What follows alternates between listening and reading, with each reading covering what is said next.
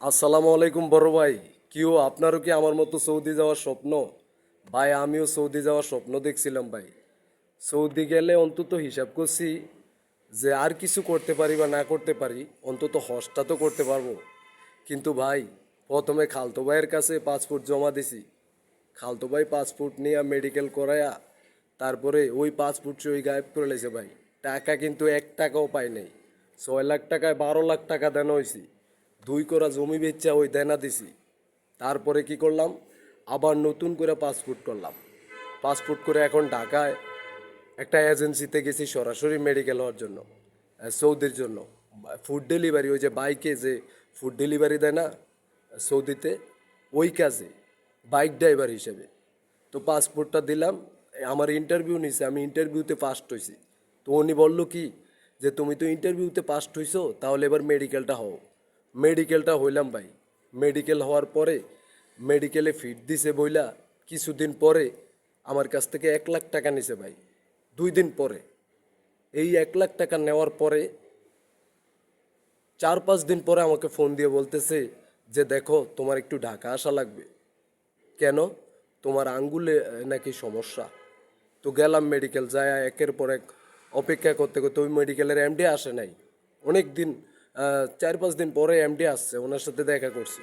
দেখা কইরা ওনার এই যে আমার এই যে 2টা আঙ্গুল দেখছেন, ফিঙ্গার হয় কিন্তু ফিঙ্গার হয়, ওনার এই 2টা আঙ্গুল দেখাইছি।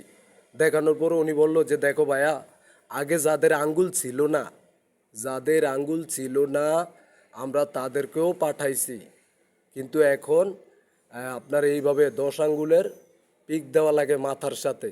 এটা সৌদি এম্বাসিতে পাঠাইতে হয়, ওরা অ্যালাউ করে না ভাই।